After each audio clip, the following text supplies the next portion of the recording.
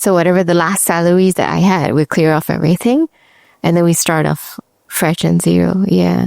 Also, we had kids. Of course, like people were judging us. They're like, why? Why are you doing this? You have 2 kids. And I'm like, yeah, but like I'm not happy, understand? Like Oh Dayang is giving me this space where I can express. And I think like I'm choosing that.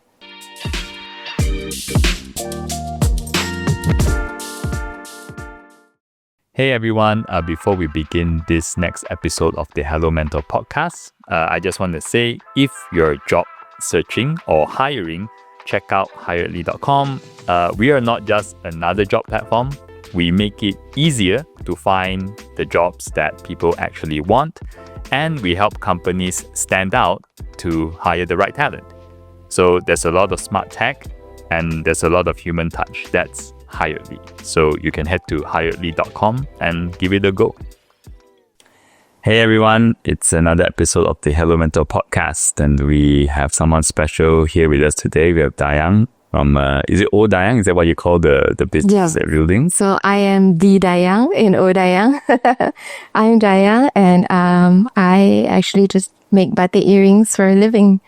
Yeah. And Oh Dayang is like a little business that I started unplanned, but now it's my main income. Yeah, I mean, tell us the story about how it started. I think, back in 2019, when I first got married, me and my husband always like joined the weekend flea markets at Ampang. We found out through a friend, actually, that there was this flea market, like a car boot sale, but then it's not through cars. They just let you have this small little space for like 20 ringgit a night. So then our friend was selling plants and like old clothes, used clothes and vintage clothes. And then other vendors were selling clothes that they curated as like thrift. So then we also thought, because like me and my husband has always been like thrift collectors, and we always shop bundle, and we just love them, but not because like we're trying to sell them, but just for us, and we like to curate our wardrobe as well. And at that point, I think it became a lot. So we're like, the wardrobe was not fitting anymore. So we're like, okay, let's just try sell there as well. And then I think for a few good months, 2-3 months, we didn't like make a lot of sales. Right. So, but it was okay because it was more like a weekend activity. Sure. It was nothing serious, and we were like paying 20 ringgit a night. And I was on a salary. My husband was also on a salary. So, no issues. We were there for fun, making friends and hanging out until like 12 midnight, and then we pack up and go home. Until like, I think one day I was clearing up my room, and then I found these scrap fabric, like remnants of, I made like goodie bags for my wedding, and it was like batik pouches. So, they're the scrap fabrics, excess fabrics that I didn't use. I just kept them because I thought like, oh, one day I'll use it.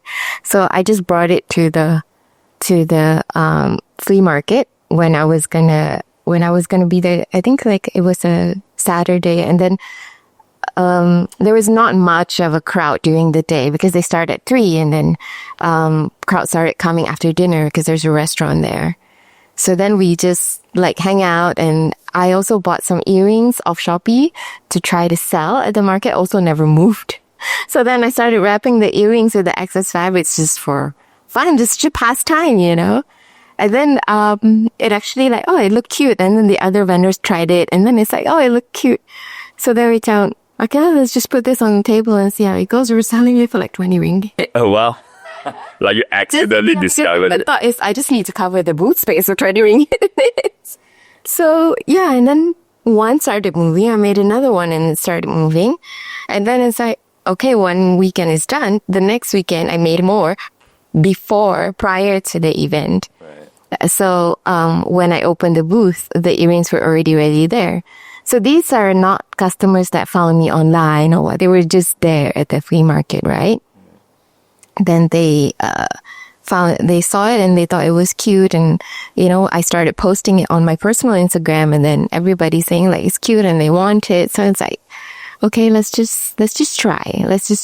We still have our clothes all the time. I think for a good 1 year, we still would sell our like bundle clothes together with whatever accessories that I made, just to like make sales. Right.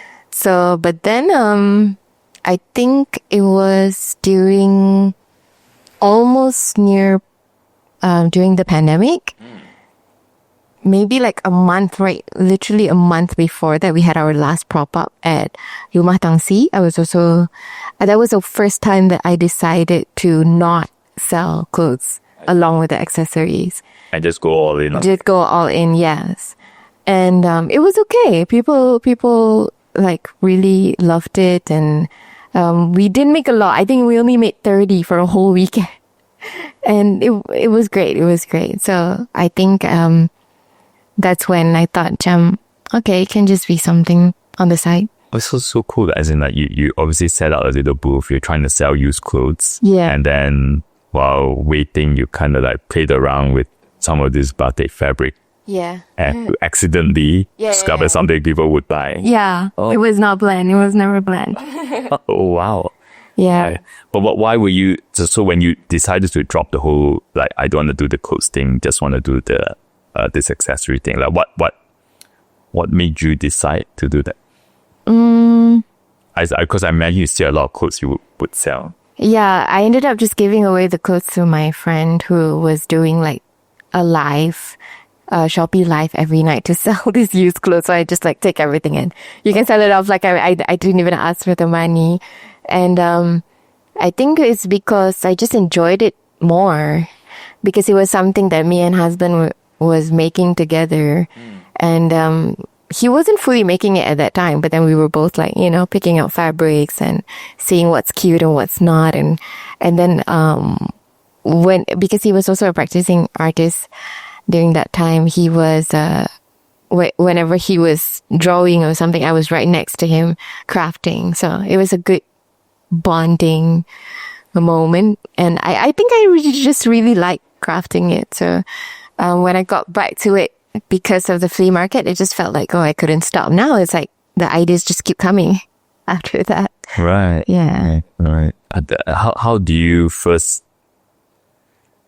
realize that you're like a very more creative kind of person? And did you start very young? I think so. I think I knew very young, because I've always wanted to create. I've always wanted to craft or draw, or, I would hide like sketchbooks from my mom. Whenever she always asked me to like do the, like buku latihan after like the, like homework, is it? Yeah. She always like, okay, because we were, my family is a Chinese educated family. So we all went to Mandarin Chinese school, SGKC. Oh, you went to Mandarin school? Yeah. Oh, so you speak Mandarin there? Yeah. So she would like, it's still like in my brain, the way she's still like yelling like, 做练习 every day. And like, so every time I hear her calling me to ask about the 练习簿, then I just, hide my sketch. Oh, wow. I have this, I don't know, I would love to dive deep on this. So you went to like, I guess the SJKC, is it? Yeah. Right. Jenis Kebangsaan. Jenis Kebangsaan. And my impression is it's always more disciplined, the culture there is like very strict. And I'm going to guess that this type of creative kind of work is just not as appreciated. But am I wrong? Like, am I wrong to think this way? During school or at home? During school. I think it was not pushed as much.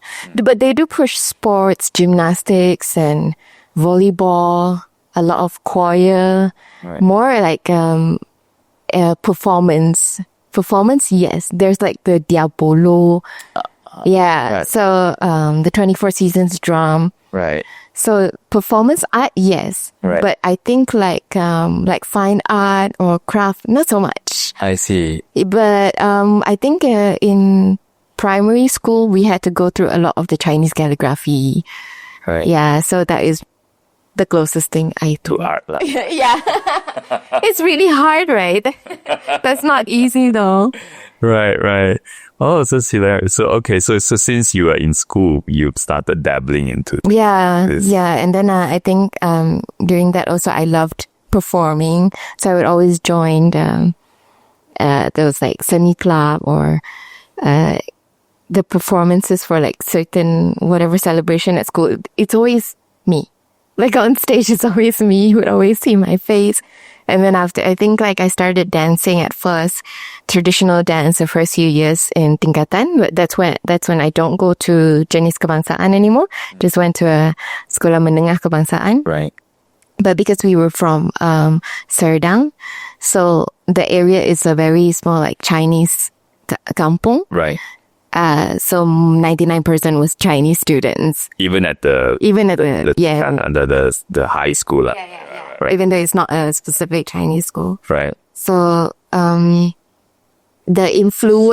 Chinese influence is a lot. Like we really grew up, like our whole childhood revolved around it. Right. Yeah. Right. So, but then of course when we went to Sekolah Menengah Kebangsaan, then we met more Malays. Right. Because I think during my time, compared to now, not a lot of Malay kids go to Chinese school. I think like my whole school, there's probably like 9. Right. From Darjah 1 to Darjah 6. Yeah. So then we would have like agama classes pun very like, that's the only time you will see the other Malay, and it would be like 3 in one standard, you know. Right. Yeah. How interesting. Right. Right. Well, what I don't ask this question, but what made your parents say, hey, you should go and learn like presumably one reason is because you learn Mandarin, right? That's why you go to this school. My mom already grew up with learning Mandarin. She went to Chinese school, so I think like she already like knew the privilege of it for her. So then she made sure all of us is like, even if you don't like it, you have to. Right. And I never felt that I didn't like it because it was natural to us, because my mom was already speaking Chinese at home. Yeah. So immediately when I was in kindergarten, it was natural already. I got it already. When I look back now, like I understand why my mom was pushing it. And I think like now for my daughter and my son, of course I would want that as well, because one thing I don't think like I ever needed to look for jobs, because they will always come asking. Even my sisters who are still studying now, doing their degrees, still like people are already asking like, can you come work for me? Because you're in they usually would want one Malay for a front person that can, you know, communicate in most languages. And then also like, I think for just more of a F&B service, they would love to put you in front, because sometimes I think it's the mindset of some people is like they're not sure if this shop is halal or not, but then if they see, you know, a Malay cashier or what, then they're like, oh, probably it is. So it's just easier to convince more, even if you have the halal, sijil halal or what, it's just some people don't get to look it up or don't see it, or it's still pending or what kind. Right, yeah, makes sense. Feel safe, right? I mean, if you're thinking if it's shop halal and obviously a Malay is there, then so then we get a lot of like easy promoter jobs and sales job. Right. So more like the front person. And it helps that you're multilingual. Right? Yeah. Was your mom also Malay, or was she? Yeah, she's Malay. Oh, yeah. Okay. Wow. Okay. I don't know how she ended up in school. Like she's the only one in the family. Right. Yeah. Right. I think maybe it was by choice. By choice. Yeah. Oh, okay. That is very interesting. Yeah. And so you grew up in this environment, and so I was thinking more like, again, the stereotype of like a Chinese language school is it's very disciplined, structured, you know, almost like, you know, very, I don't know, it's not the right word but like very military, like that's my impression. Yeah. My daughter goes to Chinese school, but obviously you are, this seems sometimes counter to a very creative personality. My sense is because creativity requires like, you know, a lot of empty space, you know, like free time to just think out of the box and all that, right? Whereas when you're in a very disciplined environment, it's like your to-do list, tick, you know, like different kind of styles. Did you, sorry, I'm going to change the question, but did you think that having gone through that kind of environment helped you, I guess, as a personality, even though you're more creative?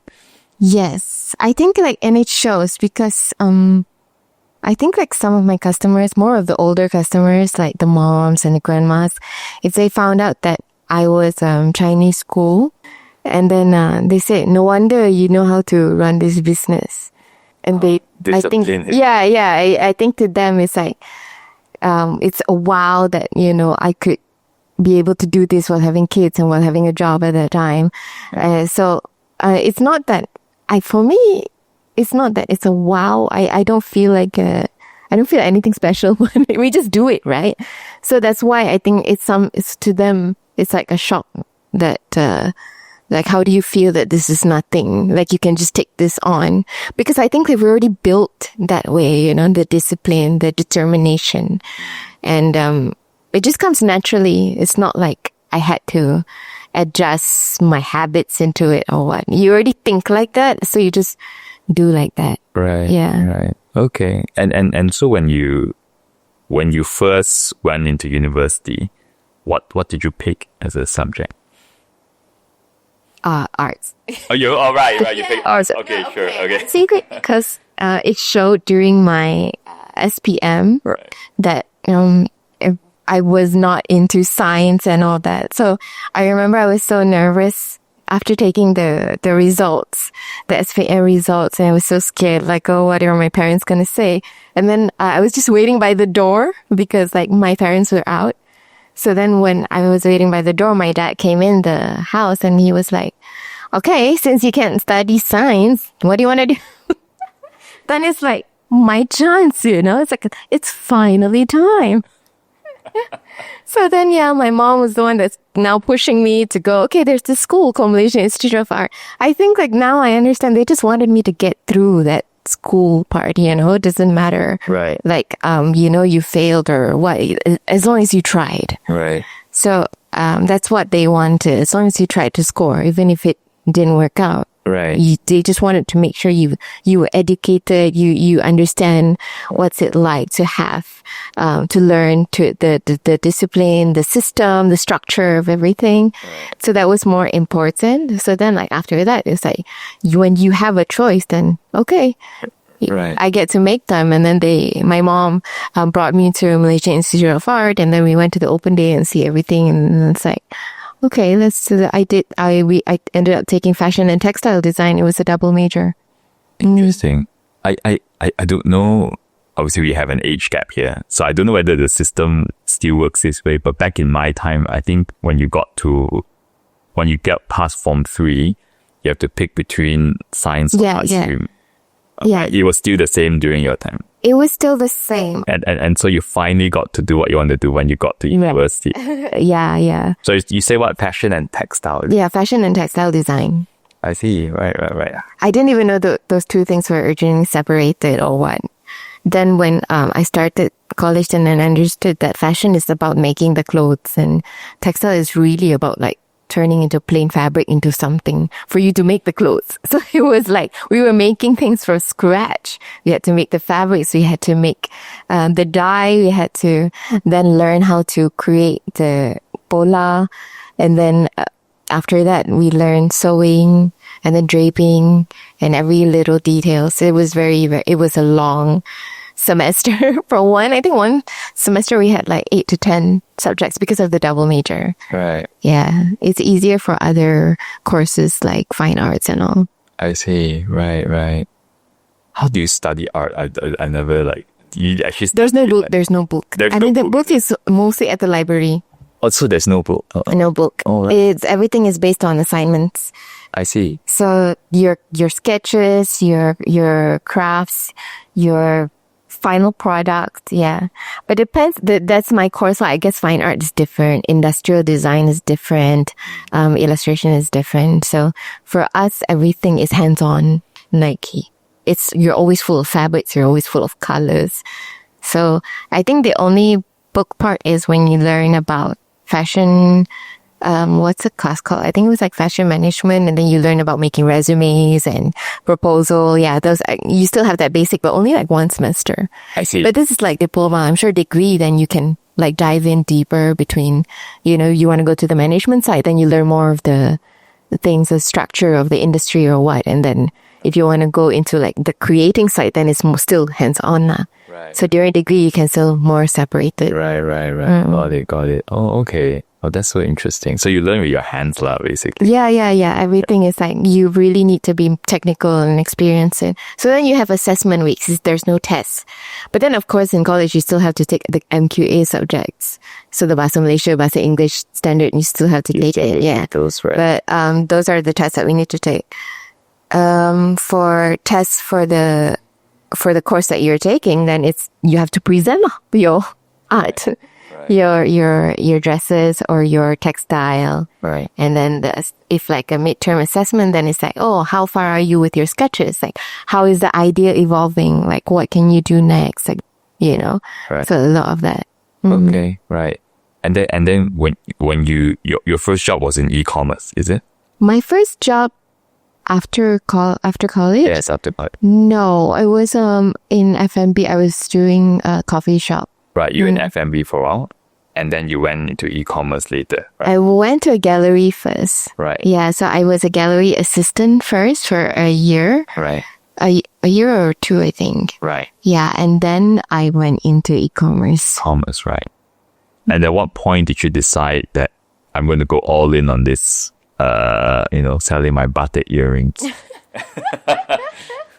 After I had my second child, after I had my son, yeah. Right. So I had my daughter in the second year of pandemic, 2021.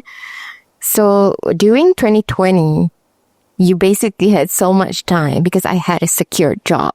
Blessed, not everybody did, I wasn't doing this to hustle to pay. But then my husband wasn't getting paid. Yeah, because he was working for a book company and then they couldn't pay him during the pandemic. Right. And so we were just doing the earrings on the side. So to begin with, I was just wrapping hoops, right? Because I was playing with scrap fabric. So a lot of it was just wrapping hoops, wrapping bangles, wrapping necklaces. Everything was wrapped. So then in 2020, that's what I did. Like every week, I would make 30 earrings and I would sell them off. Every Friday, I posted on Instagram. I didn't even have a website.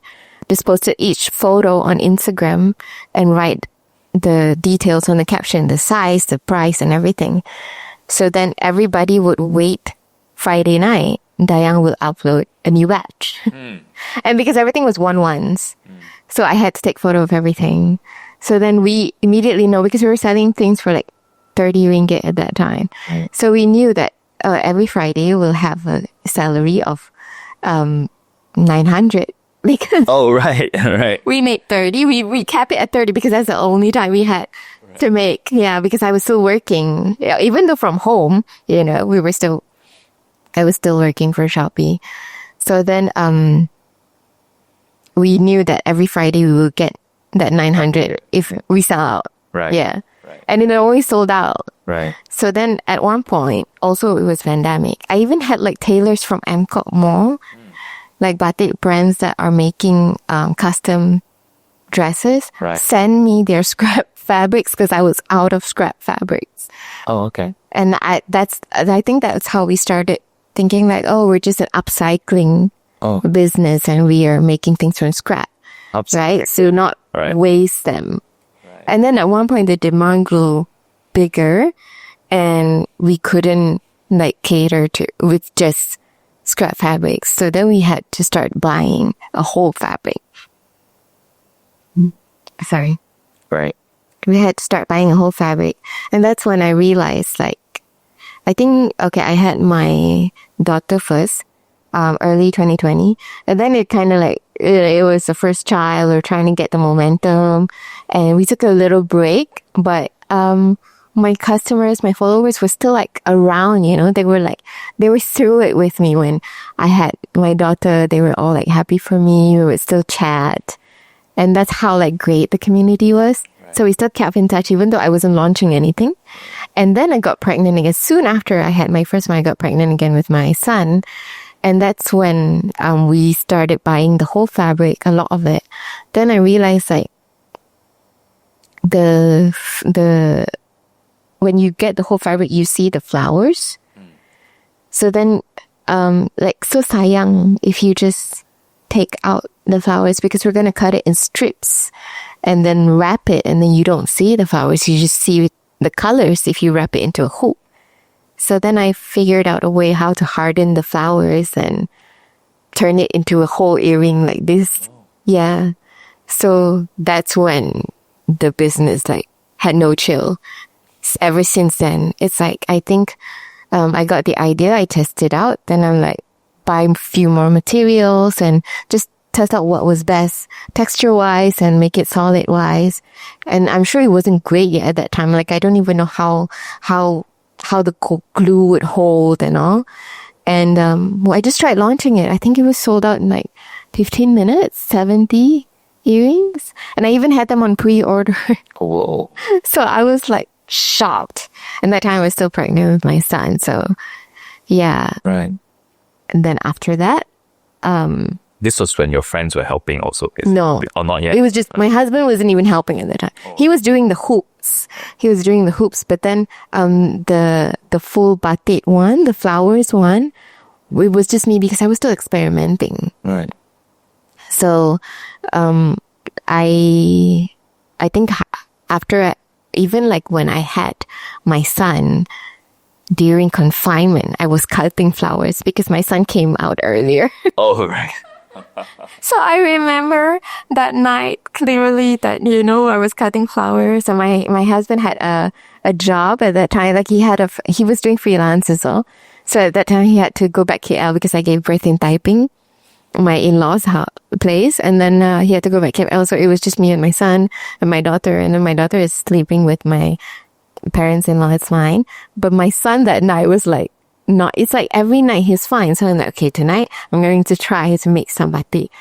Ended up, it was the night that he decided to cry and will not sleep. So it's like every time that you want to do something, that's when, the kid does not sleep. So that just happens all the time. Right. Yeah. So then, I was doing it, and I think, after that it took a toll. Right. So after I finished my confinement, and then it was okay. 2 months I was still on maternity leave. But then going back to office felt so hard because before pandemic, because going back to office, that time was like 2022 already. So PKP started lifting off, but there's still strict SOP. You still cannot sit next to each other and stuff. But I was home for 2 years already by that time. And, I had 2 kids. I went in PKP. I went in pandemic childless and then came out too. So I think people don't talk about this a lot. Post-pandemic bring effects towards everybody. It's like your mindset is different.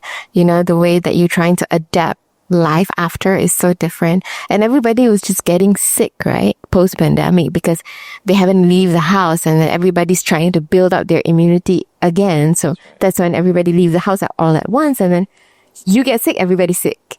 So that's what happened during that time. It's like I was going back to the office, I got sick, I brought this sickness back to my kids, and then everybody kept getting sick. And then because I was taking LRT and MRT, so I think that took a toll. It was like I can't do this. I have to give up one thing because I can't focus on Oh Dayang. I cannot focus on the kids. I cannot focus on the job. One thing has to go, and it cannot be my babies and it cannot be Oh Dayang because I love it so much now. It's part of my babies as well. So I just had to let go my job.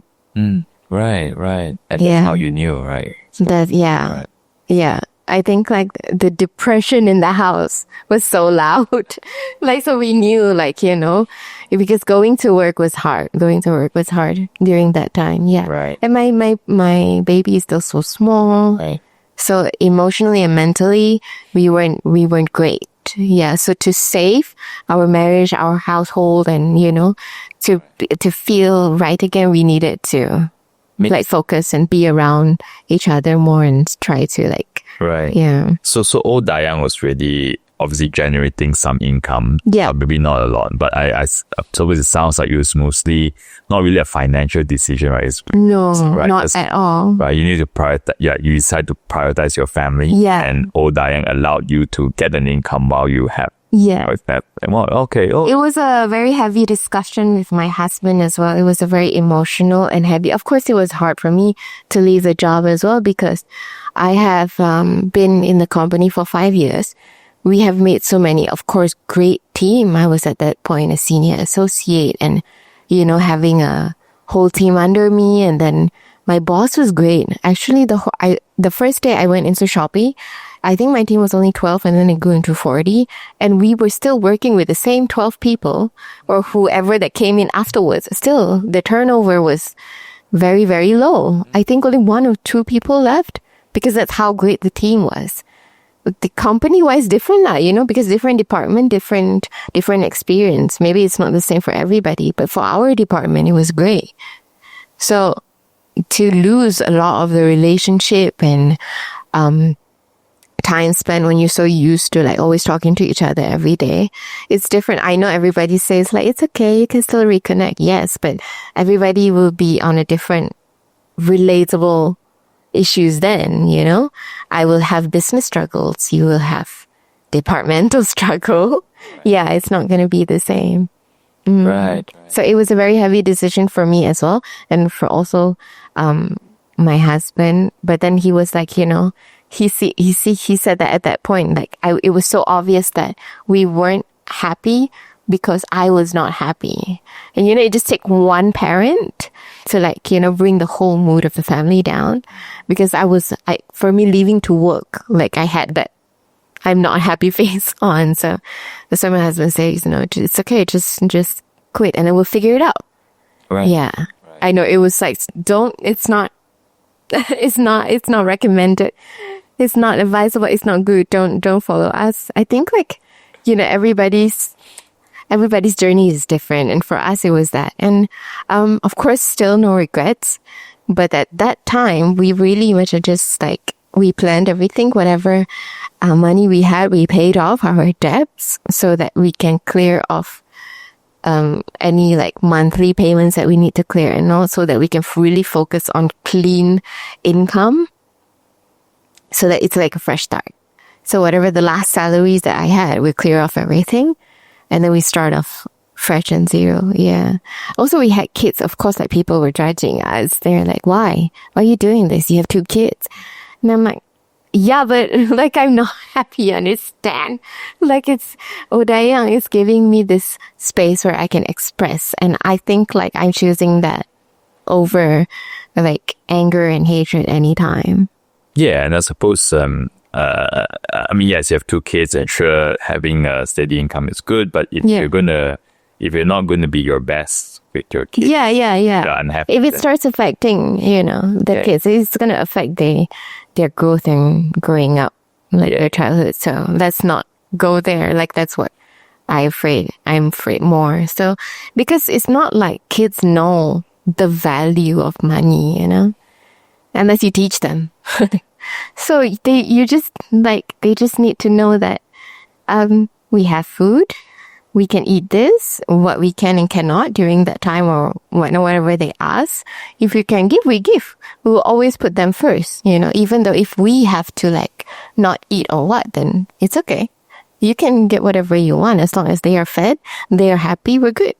Because we are adults, right? We are already old enough and we have eaten and tasted and tried so many things. Why bother? Why not? Why still want to have the mindset like, oh, I miss having steak or I miss having pasta every day because I used to be able to afford this. But you dah rasa, right? You've tasted it before, so why bother? Why you want to go for it again?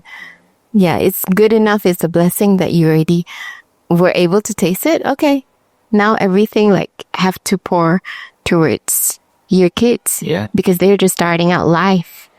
So yeah, I think that's all the mindset that we just really had. So it was never hard for us financial wise because everything is directed toward the kids. So there was never a need or want from us. It's like, if we have money, we buy. If we don't, then it's okay. Right. Yeah. It was never like, it was never, oh, I wish I had this, I know. Right. Makes sense. I'm so super curious though. So when you went, and obviously you can say, I'm going to do Oh Dayang now. When you first started, it was like you set up booths and all that, and then you started selling online. How do you gather all those like that following? Like, was it mostly just online? Like, It was mostly online, yeah. oh, But also like during pandemic, it was a time where everybody was online. So I think that's where the small businesses grow, small crafter grow. And I think it's now taking a toll on a lot of the businesses. I see a lot of them that started with me pre-pandemic and during pandemic. Like most of them are like, oh, I when I see them, they're like, I'm looking for a job now. And some of them say that it's not the same, you know. You used to be able to sell a like custom handmade, like one of a kind pottery for 280 ringgit, and it would sell off like immediately. But now 60 ringgit is also very hard to sell. right. So then Why is that? I think also just like people are going back out, and maybe because people are spending, the options to spend are more compared to last time. You can't travel. So even if you already had like a travel savings and it's just sitting there, you know, so the entire, it's okay, I always have money to spend. So now people are not spending like how they used to, because the money that is meant for travel is now for travel. It's not like they're keeping it holding until like whenever, right? So they're more conscious of like what they're spending on. So it's like, is this like, do I spend this here, or do I just like simpan that money for like something else later on, you know? There are options now. And then also just, I think when people post-pandemic, people would still had that FOMO feeling, like, oh, I couldn't get this online because it was always sold out. So then they would come to your pop-ups, your booth, and it's like, I made sure I get it. But now that it's not that like tight and hard to get anymore. Obviously, for businesses, I'm sure like because of that, everybody is fighting to get your stuff. Logically, you would expand your inventory, correct? And then now that you actually expand, then the demand suddenly like drop. Oh, it's weird, huh? Right? Yeah. Right. It goes the opposite. Yeah. Right. I think like I'm sure everybody experienced this, because I also talk to other businesses. They're like, you know, we listen to the people, and then when we make them, like nobody buys. Like exactly, it's like, don't listen to them. Just do what you gotta do, you know? And we cannot exactly tell like why are people not buying anymore. It's a lot of reasons. It could be just specifically could be because of our brand, or it could just be that people have shifted their mindset and their preferences, you know? So it could be a lot of reasons. So I don't Makes sense. Yeah. Makes sense. I mean, like, people are out and about more. Yeah. I mean, not just how they spend their money, but also how they spend their time. Correct. Just shopping, right? Just Correct. So then like we try to like expand our stock case, so we're around more to get more like eyes, like it's more audiences coming like to see, oh, this nice and that. So it doesn't just focus on pop-up, where specifically pop-up, I think like, yes, they're great exposure for people that come to the market, but also mainly it's for people that are already following you to find you at the pop-up, right? Compared to if you put into stores or stockists and as consignment, then it's like you find new customers and new followers. Yeah, so we try to expand more and expose our product that way, just like evolve through other businesses as well. right. Yeah. Right. Do you still do pop-ups now? I do. You still Yeah. do, right. How often do you do pop? We try to do it like maybe once a month or twice a month. Right. But it depends seasonal as well. So during like maybe the end of the year, like last November, we did maybe like fall. Oh, Because like people are Christmas shopping. So then maybe Raya will like focus on 2 or 3. And then if like during the slower periods post Raya, then maybe we focus on workshops and more like community-based markets. Yeah, smaller markets. Because you cannot like avoid that there's always still the demand during season. And lucky for us in Malaysia, you know, that we have so many seasons. We have so many holidays. So there's always something that there's always so many ideas that you can make. Our Deepavali, Chinese New Year, and also Christmas. So yeah, I think the slump season that they call it is shorter compared to the Western country where they probably just target Halloween and Christmas. I see. Usually, yeah. Right. Are you able to adapt your product to those seasons? Yeah. You can like how? I'm so curious because it's Batik, right? Correct, but like I don't think people look at my product like Batik. You know what I mean? It's like most of them don't even know that it's Batik. It's like it's their first time. Like if they don't follow me online, they come to pop up and they're like, "What is this actually?" So they don't know they're from Kain Batik.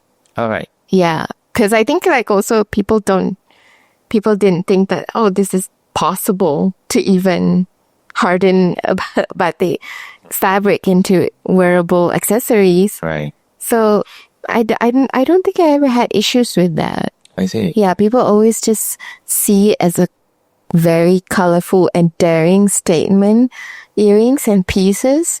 And, you know, I am always blessed with the right crowd that is like confident. And even if they're not confident, they're like, I'll buy this so that I will try to like see if I can pull it off. And I'll always say that you will pull it off because as long as you have the confidence to even put it on, you're already winning.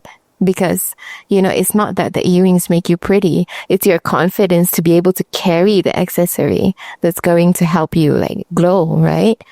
So it was never hard for me to convince people because I've never also sell it like, oh, these are batik and they're like a cultural heritage.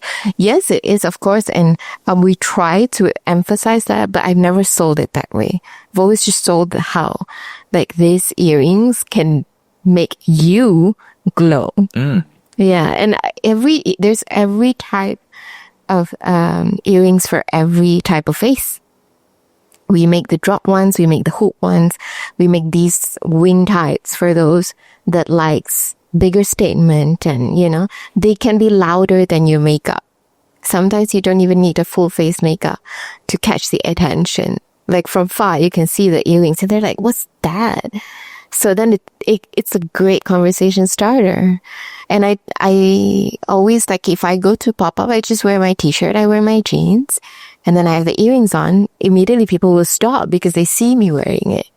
So that's the feeling that I make sure that they feel when they trying to get my accessories. It's like, you know, this is why you stopped, because you saw me wearing it. It wasn't that I was wearing it with a full, like a kanduri or occasional fit or a nice dress. I was just wearing it with a shirt. Right. Yeah. Right. And you still do like handmade them yourself. It's in like you.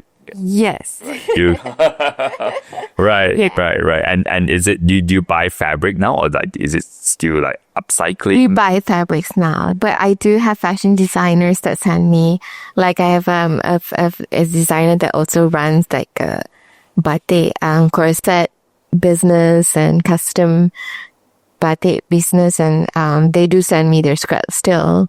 Yeah. Right. Just because like I think if it goes with like the designs that I usually make, then yeah, I still take them in. Right.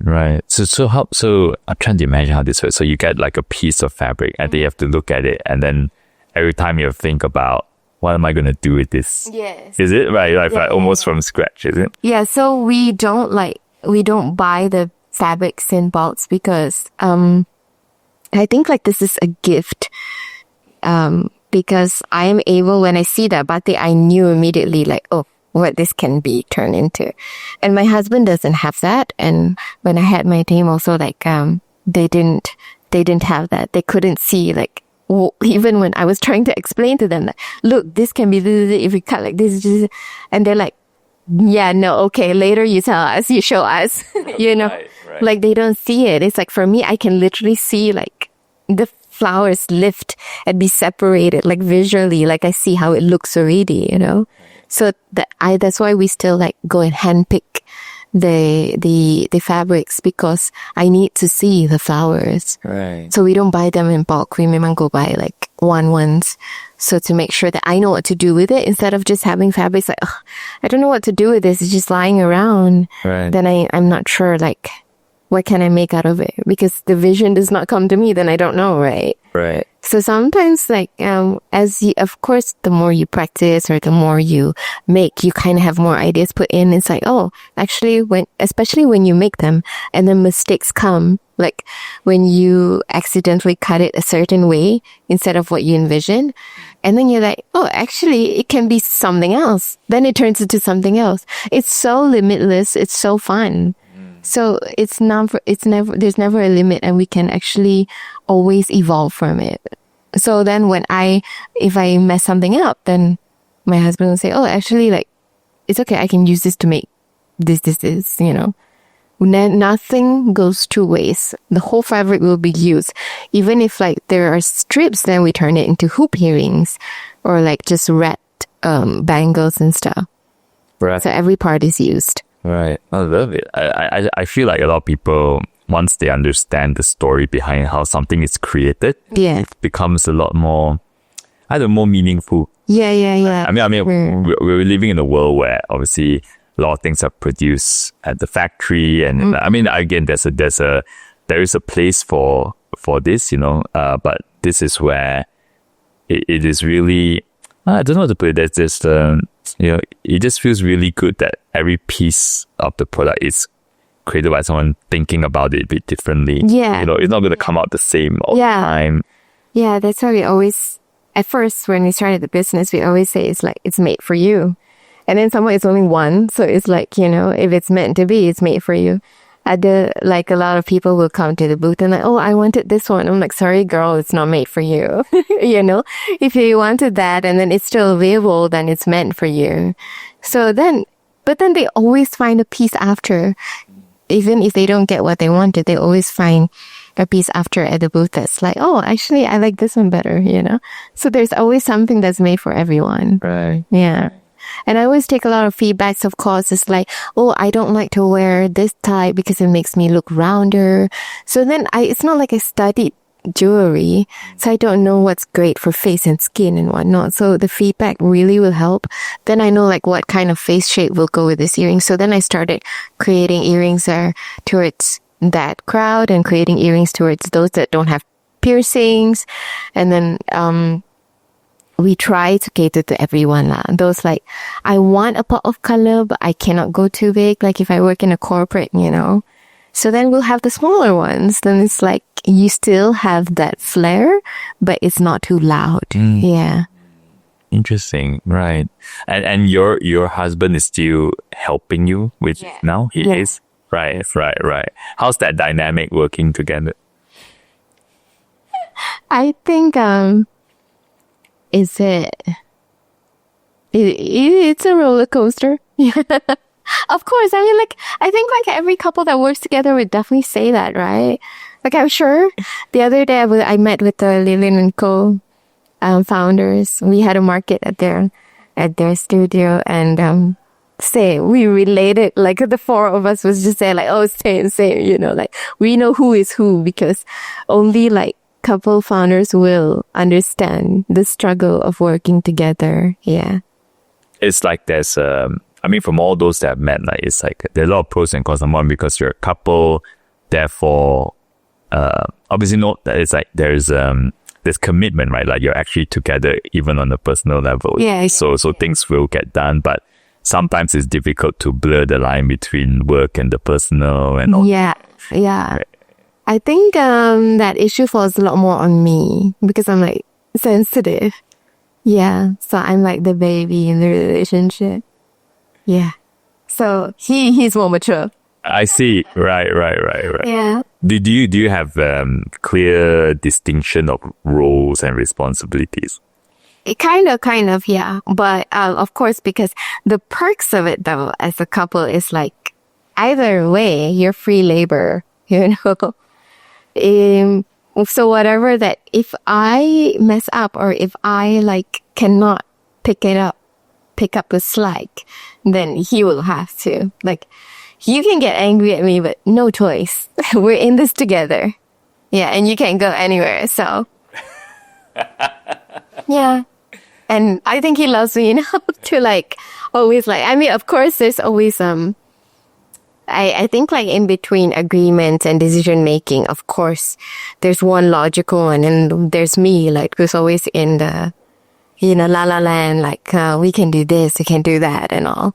But then he's more logical, right? So he's like, the numbers are not hitting and, whoa, if we do this, are you sure it's gonna, pick up? And I say like, I don't know, but I still want to do it. I don't know.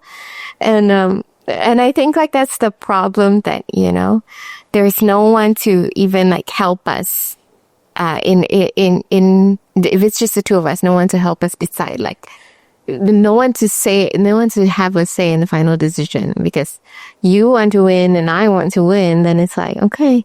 So then we start like, we have a project manager on board and then she oversees something like not through our eyes. She sees it from the logical side and also tries to cater to work because she cannot take side.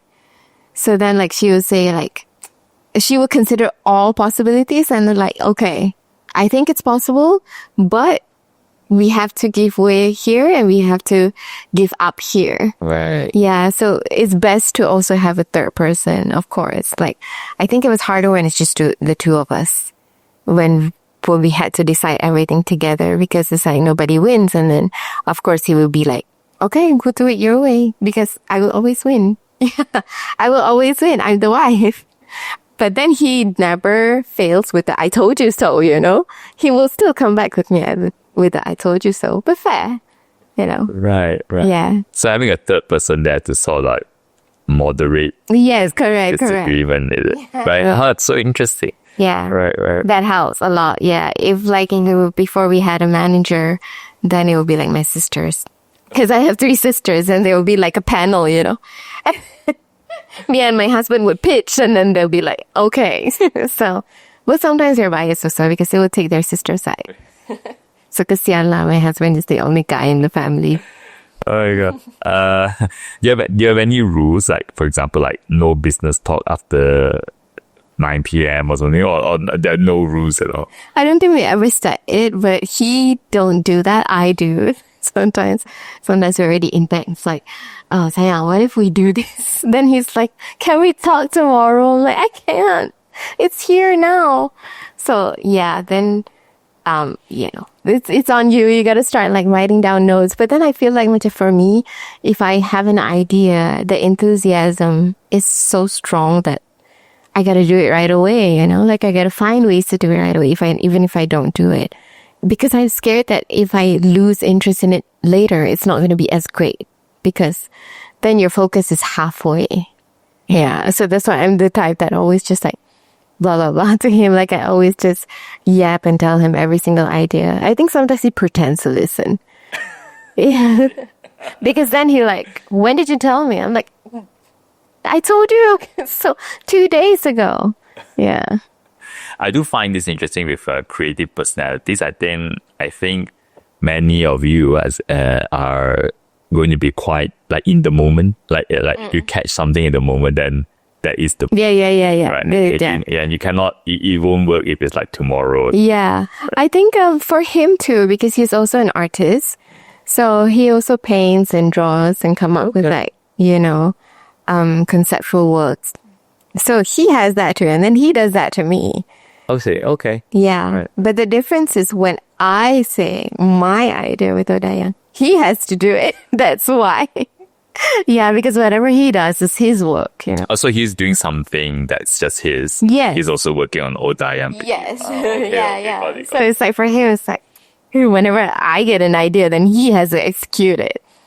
So that's a problem for him now. Oh, how interesting. Do you how old are your kids now, by the way? They are 3 and 4. Right.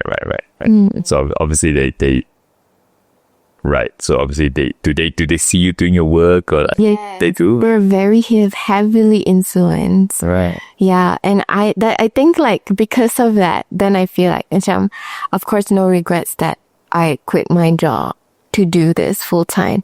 No matter the financial struggles or earnings or what, it's like, yeah, sometimes it's great money, but sometimes it's like, it's really hard. And that's just the truth, you know, for every business, it's never consistent.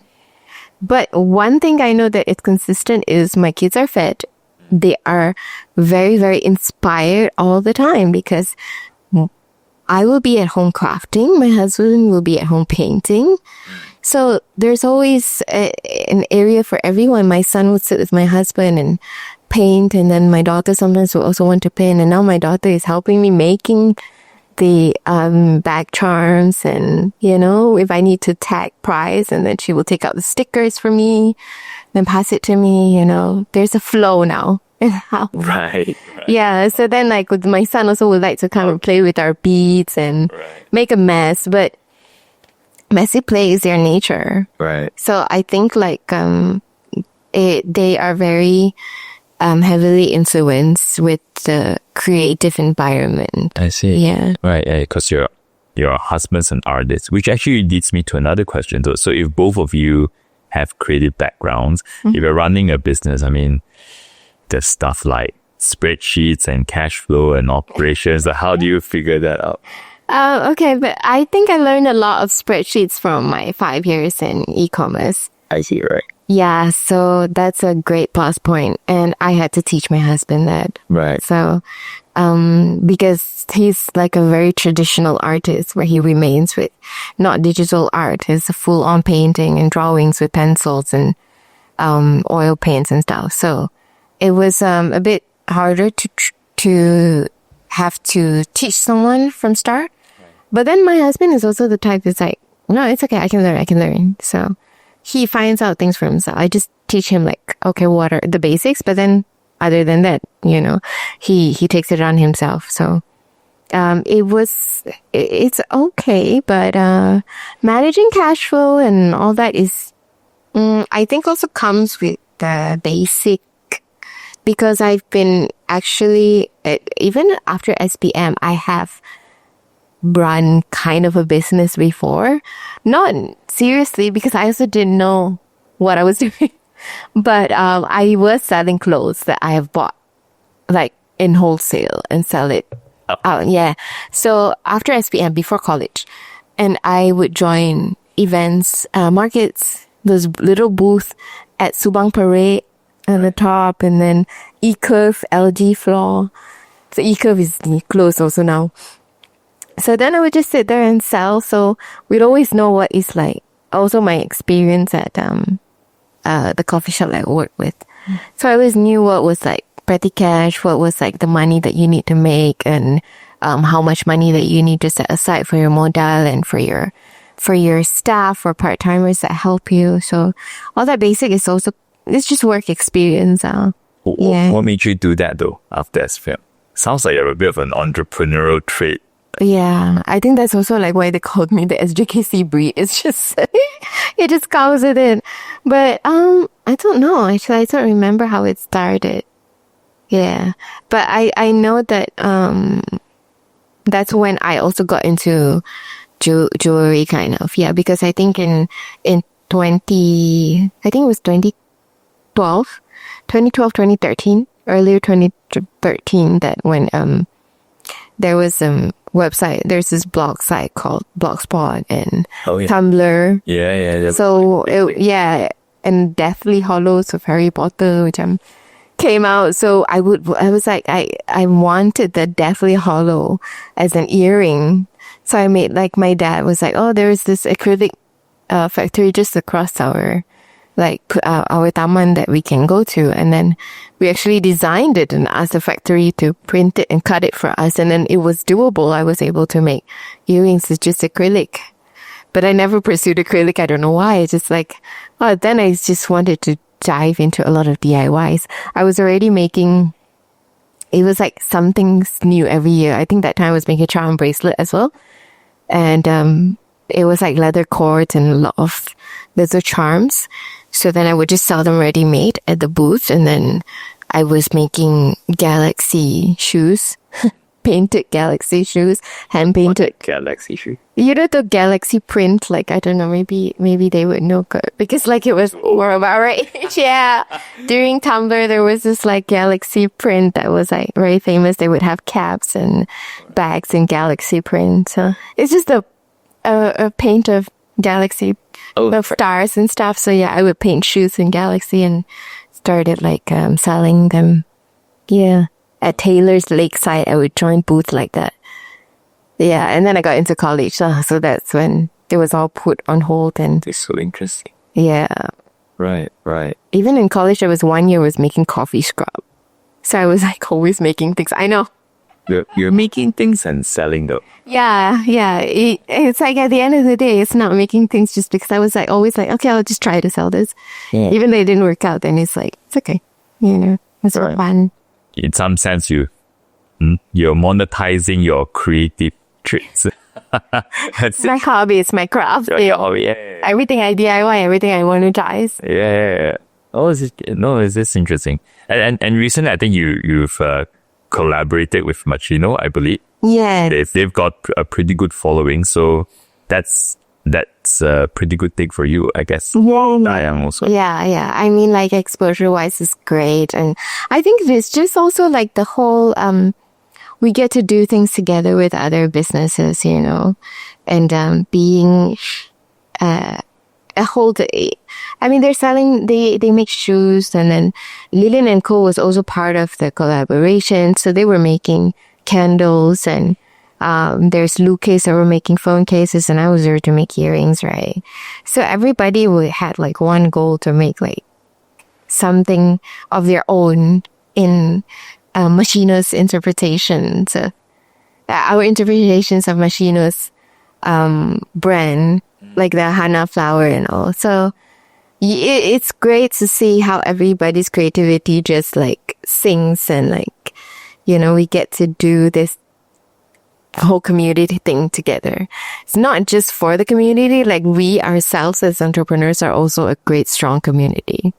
Yeah, I love how all of you are sort of supporting or trying to elevate each other. Yeah. I've always been thinking about how to elevate like Malaysian businesses, I guess even with the like local Malaysians and all that. I mean, I just I did another interview very recently also with another sort of Malaysian kind of fashion brand, and one of the stories she told me was, you know, in the beginning when they positioned themselves as Malaysian, it sort of made the brand feel less premium for some reason. People just expected it to be cheaper, you know, and then that wasn't, and that's not so great. So in the end, there was a moment where they didn't talk so much about being Malaysian. Okay. You know, but then again, but that slowly seems to be changing. Yeah. And I do wonder how we can get to a place where a lot of the local consumers can feel more proud that they're supporting a Malaysian company, a Malaysian business. Right. But it's good to see that even in this community, like all the other, that you all know each other and you do help each other. Yeah. And they're like, I feel like everybody in our gen of businesswomen and businessmen, they don't like hold back, you know? They share everything, and nobody is scared of oversharing or like competition anymore, because everybody is finally doing something of their own, and it's different. Everybody has their own unique niche, right? So then it's magical how we can even just like collide and do things together. So doing markets is actually really fun because of getting to hang out with the other vendors and other bosses, because it's like we're so busy. That's the only time we meet. when we have markets, because we don't get to do like lunches or what for fun. It's really rare that we get to. So being able to do markets is like when you get to steal time. It's like, oh, when there's no customer, it's like, ketcha. It's like, well, how's business? Like, how do you do this? And like, share accounting numbers and stuff. Like everything is like, I really love our little business community because everybody helps each other out. Right. Either way, yeah. And great advices because everybody experience is different, And then maybe what may work for them may also not work for you. So you learn from them and also like try to adapt to yours. And if it doesn't work, then you come back with the feedback. It's like, I think my customers are not like this, Then we get to study everything. And that's how you can see there's so many collaborations ongoing now because there's no like that barrier of like, I don't want to share this with you. Everybody's like, okay to educate each other. There's no ego. There's no competition feeling. Everybody's different. And I think that is a very like strong community for this gen of brands and businesses. Right. Yeah. Right. If you could say, I don't know how to ask. Let me think of how to ask this question, right? But basically, what would you say to a Malaysian consumer about why you hope that they would support a local brand more? Like, what would you say to them? Oh, why? Why I would say sorry? That's right. Let me think of this question. So I guess what I'm trying to get at is, I think in general, I could be wrong. I hope I'm not. That people when they go and buy stuff, they don't really care whether it's made in Malaysia. And even if it was made in Malaysia, I'm not sure if it influences them in a good or bad way. So, but what I would really hope is that if someone finds something is made in Malaysia, that they would feel that, they would lean more to, if this works for me, I would love to buy this, something like that. Yeah. But to sort of help them realize that, when you're buying this thing, you're helping like a mom or dad, take care of the kids and all that, right? Like, yeah. Yeah, I think, a lot of that also just comes back to us as business owner, because either way, I think I see this a lot where people like when you have a business, you're not just selling the product, you are the product as a whole. So everybody kind of shifts that they want to know who the founder is. They want to know who they're supporting. So that means everything you do has an influence. Doesn't matter if you are an influencer or not, content creator or not, if you are out there or not, they will want to find you. They will want to understand. They would want to understand you as a person first before supporting your brand. And I don't know how that shifted like that way, but apparently that's the cases now. So either way, you have to like maintain and juggle your reputation, despite you are famous or not famous, or people know you or not, because the social media world is so scary, and it can do wonderful things, but it can be the scariest place. Like one wrong thing, then it affects your whole business, right? Oh yeah. So I think for us as business owners, I think like I don't know why naturally when I started Oh Dayang and I started having money that I can spend, I've never thought about buying non-Malaysian. Like everything I want first, I carry local first. I think it's just wouldn't say that it's because I am a local business and I want people to support me as well. I don't feel like that. It just comes natural, But then, as I wear them, as I use them out, I already have an influence towards my followers, my customers even. Because whenever like they come to my pop-up and they're like, oh, I like your baju, where is it from? I like your bag, where is it from? Your shoes. It's like, this is from Anabu, this is from Nelisa Hillman, this is from Velvet Vanity, you know? Like even my eyeshadow is being questioned. It's like, I like what you did on your eyes. And say it's Velvet Vanity, it's a local brand. And they don't even know, you know? So the influence is on you. If you are not supporting the locals, then how are your followers going to support the locals? Because there are celebrities or I'm not sure influencers, like business owners that have their own brand and then parade around in Instagram with like a designer brand, like, you know, a foreign brand. Right. Yeah. So instead of wearing their homegrown brands, it comes back to your main influence. And it's not that I did that intentionally, that to influence people, but it just comes natural to me, and I really just like supporting them. It just makes me want to support them more because they're local, because it's easy, you know. I can get you here now. And I think there's also that stereotype of local brand is not such great quality and all, but then we are not a manufacturing country. It's already a struggle to find manufacturers that are local, find suppliers that are local. It's not easy. And if we do, then price-wise, it's not friendly to us. So, of course, it's always that struggle. And it's very hard to convince people that, because they never done it themselves. They never tried to manufacture or do it themselves. So from their point of view, it's always like, as long as it's easy on my pocket.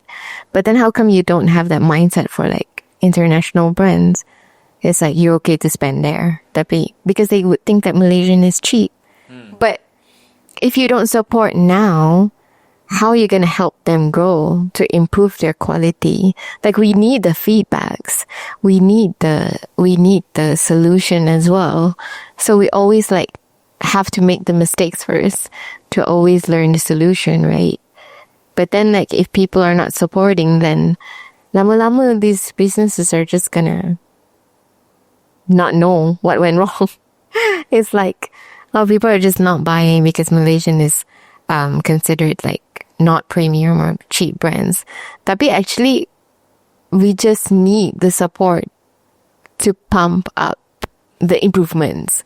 What we can cater to you and our Asian skin or Asian figures and silhouettes. So everything is a learning curve.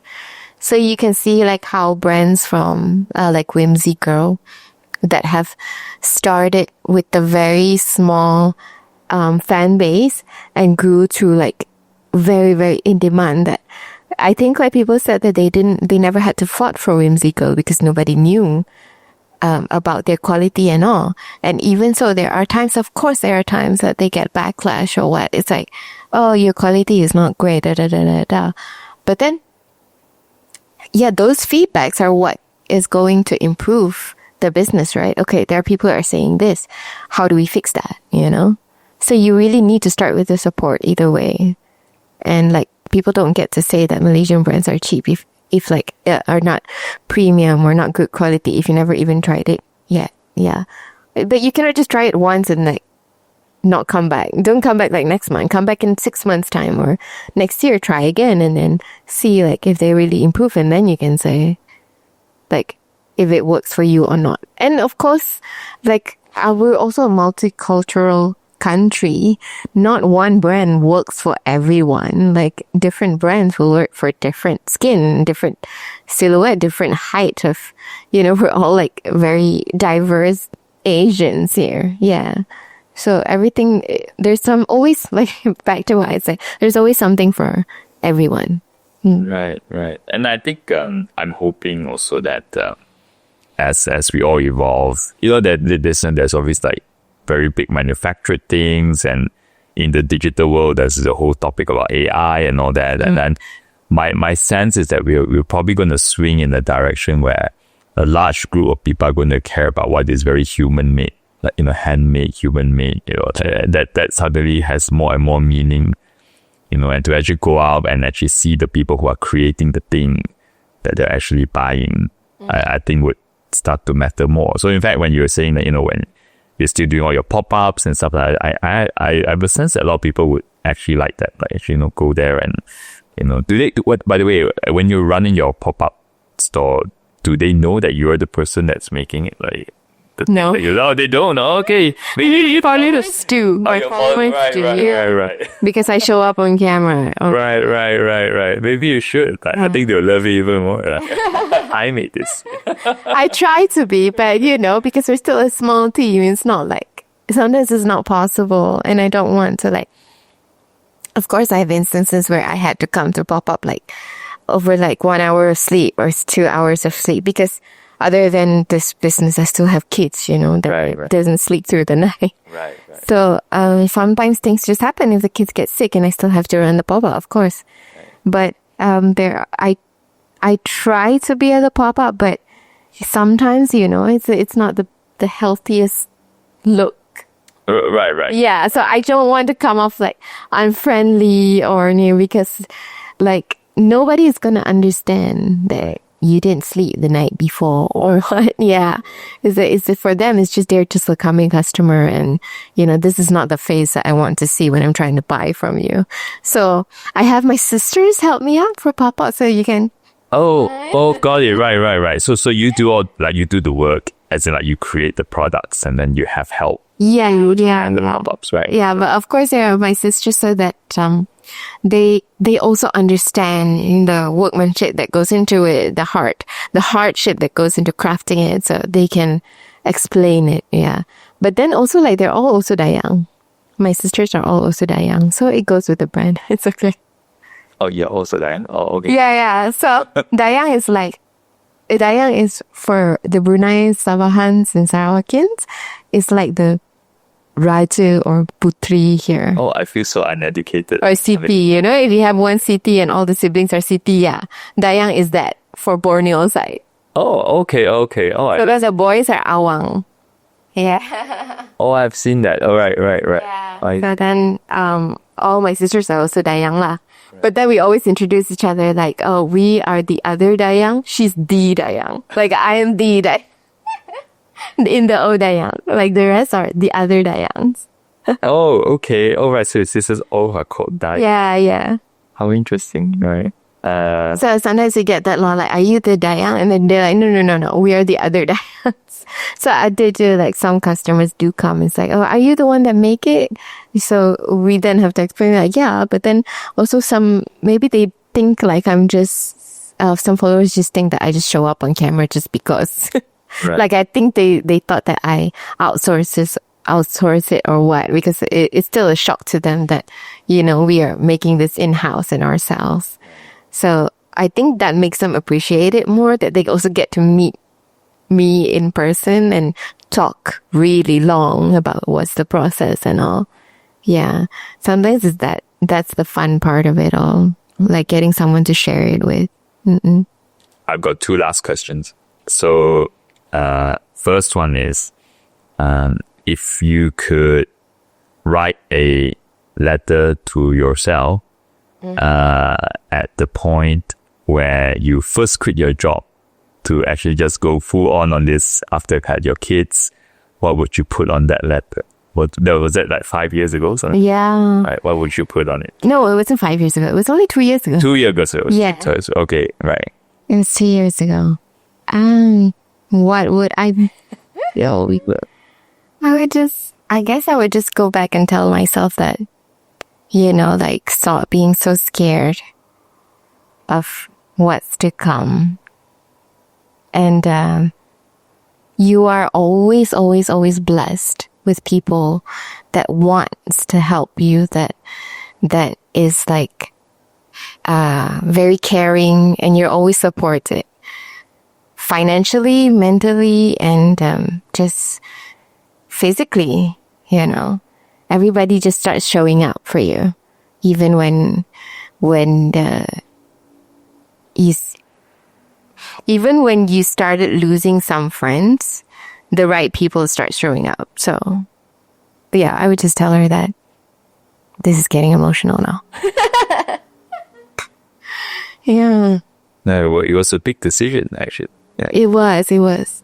I think like I'm also very like, I think throughout it all, of course, the most important thing is your supportive partner, right? So my husband plays such a big role in this.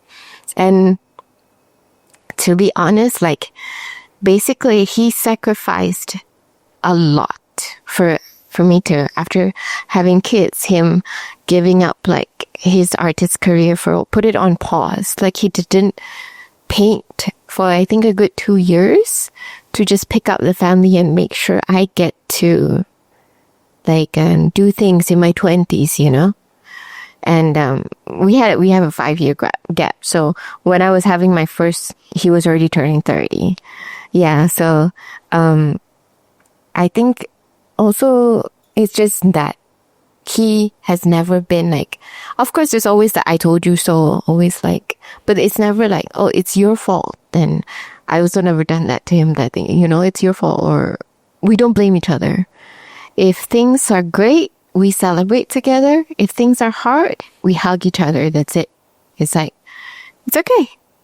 What's next? You know, hug each other, cried it out. Okay, done. Okay, what's next? How are we going to do this? So it always comes back to a supportive partner and a very, very strong, like, support system of obviously, like, when it's just the two of us, I guess you can say a great supportive partner is great. But then when you have kids, it's like, you need a stronger, like it takes a village, right? So my sisters are,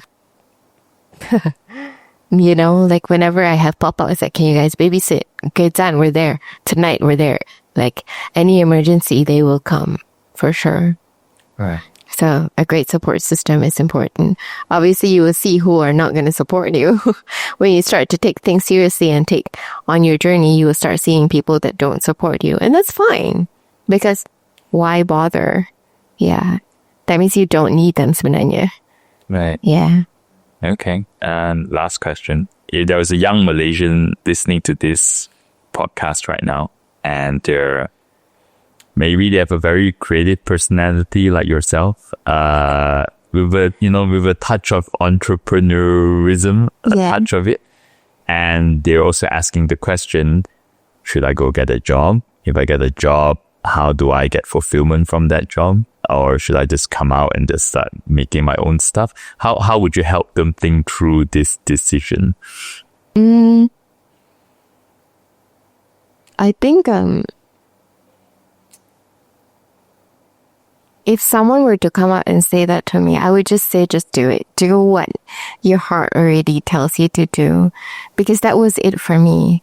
Even though I wouldn't like, I do not advise like doing it the way I did, which is no savings, just jump in. And then with 2 kids, one is like 3 months old. So not recommended. But, you know, it's also that makes you like willing to fight for it. You know, it drives you. It's like, I have people that I need to take care of other than myself.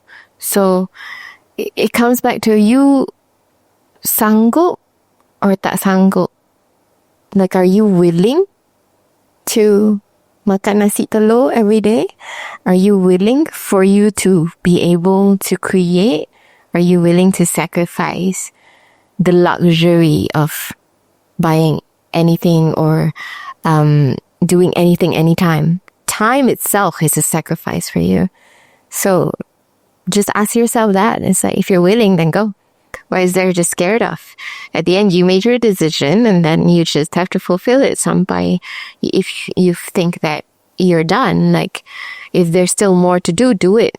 Like, don't quit. Never quit until you feel like, okay, I'm done here. There's nothing more to do then. Okay, close the chapter. But if this is the book that you want to open now, then how are you going to start? Like, just start it. Just do. Yeah.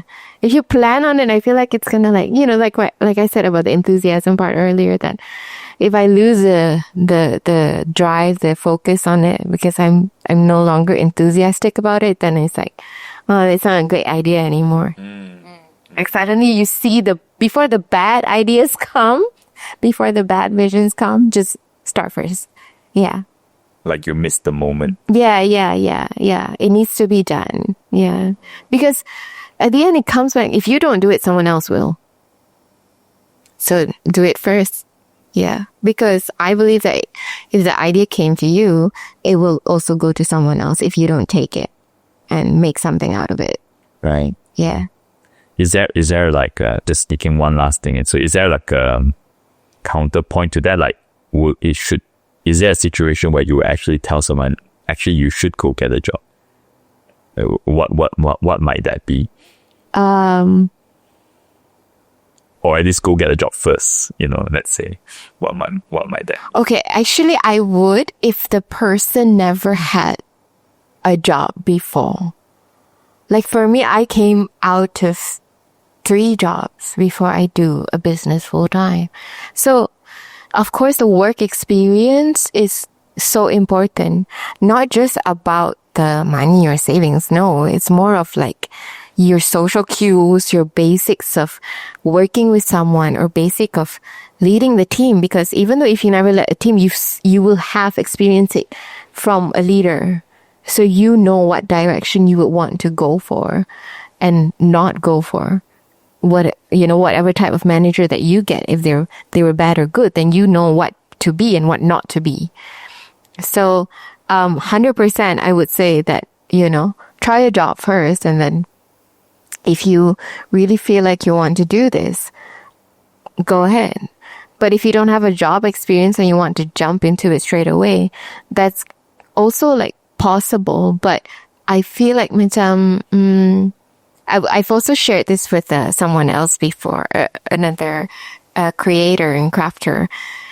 She said it was hard to work with Gen Z's editors because they don't have the basic courtesy or decency to hit like a deadline or KPI even, because it was never a need, because they're they pay themselves. So that is like such a red flag, because if you don't have that, then long term, nobody wants to work with you. Yeah, because either way, if you're doing this, you need to have that connection with anyone, like even for customers or clients or other business partners, if you get business partners or grow a community. But if you don't have the basics of just trying to socialize or respect another person, so it's really hard. I mean, you might go on for a while, but then it's not gonna last. So then it's just gonna be a downfall. Then it's just sad, right? Right. So of course, get experience. Even internship, go do it. 3 months, 3 months, 3 months here, 3 months there. I also told my sister's that, because she also wanted so many things, and I'm like, just go do internship here, 3 months. At least you get the experience here, and then even that is like, I think you learn a lot already. Just not start out zero lah. Yeah, makes sense. And when you say you're talking to a friend, when they're referring to a Gen Z editor, I suppose maybe it's not so much the generation, but the fact that they're inexperienced, right? They're young, right? So also because like they're more of like they graduated in pandemic, come out, they immediately have so many job options because content creating has become a thing, social media online has become a thing. So you automatically learn coding during pandemic, you can learn gaming, whatever. So all this digital world is so new, so they're adapting to that immediately they feel like, oh, they can make money from here, so why do I need to get a job? Yeah, but then like if you're always just working from home by yourself, it's not, it's very, very hard. You basically would just jump from one person to another to another to another, if like compared to if you actually be able to maintain a client, then you might just have like basically a paid salary every month, right? Like a fixed income if you're able to maintain clients. Yes. And I think the point about if you haven't worked before, maybe you could try doing it. Also as in not just from a learning the skill point of view, but also like just learn like basic professionalism. Yeah. In a work environment. Especially emails. And Emails. Yeah. Now everyone is doing through WhatsApp, okay, but like Right. also just like talk properly. Like, what do you mean? Why can't you just ask properly? There are basics way, like basic professional way to talk, even through WhatsApp, right? Yeah. So I was surprised that they're not like that. Right. It got me thinking, like, where did I learn to do that? Was it from work?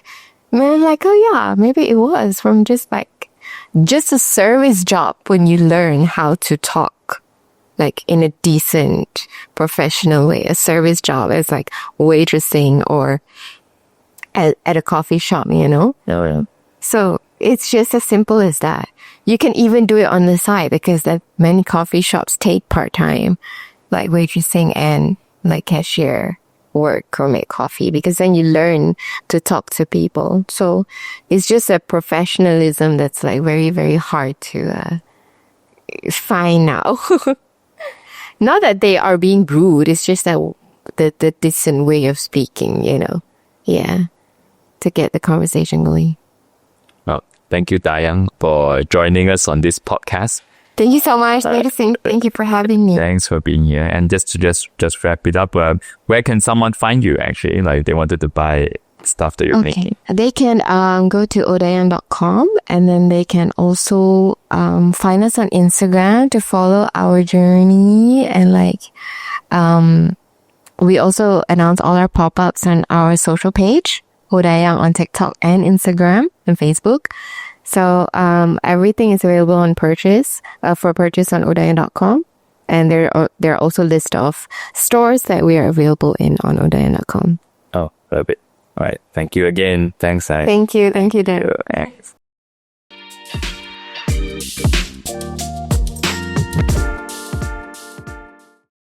All right. Thanks for hanging out with us and getting to the end of the episode. If you like this, follow us or hit the subscribe button. It will help us bring on more amazing guests and makes the whole show better for you. So thanks again and see you in the next one.